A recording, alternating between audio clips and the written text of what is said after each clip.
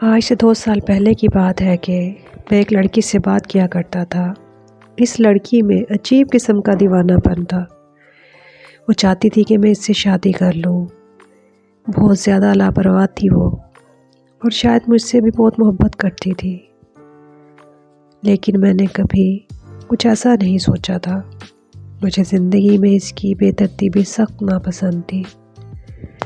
جگہ پر اپنی چیز رکھ کر بھول جایا کرتی تھی، اور میں بہت غصہ ہو جایا کرتا تھا اس پر۔ جو عورت کبھی زندگی میں سنجیدہ نہ ہوئی، وہ گھر بار بھلا کیسے سنبھالے گی؟ میں نے اس سے شادی کرنے سے انکار کر دیا۔ کچھ عرصے بعد ایک دوست کے گھر جانے کا اتفاق ہوا۔ اس کا چھوٹا سا گھر جو کہ بہت زیادہ خوبصورت تھا، سلیقے اور نفاست سے سجا ہوا۔ آج ہر چیز اپنی جگہ سلیقے سے رکھی ہوئی تھی، جسے دیکھ کر میرا دل خوش ہو گیا۔ میں نے کہا، بہت خوش نصیب ہو بھائی، بڑی سلیقہ شعار بیوی ملی ہے تمہیں۔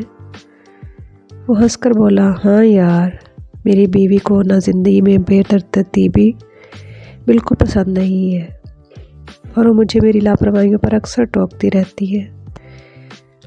دیکھو، یہی تو ہے جس نے میری گھر کو جنت بنا رکھا ہے۔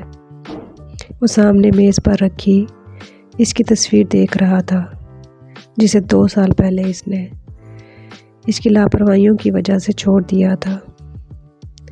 اپنی زندگی میں ہمیشہ ان لوگوں کی قدر کریں جو آپ سے بے پناہ محبت کرتے ہیں، نہ کہ اس کی جس سے آپ محبت کرتے ہیں، کیونکہ جب آپ کا ٹکرایا ہوا شخص کبھی خاص بنتا ہے تو زندگی میں پچھتاوے کے علاوہ اور کچھ نہیں رہتا۔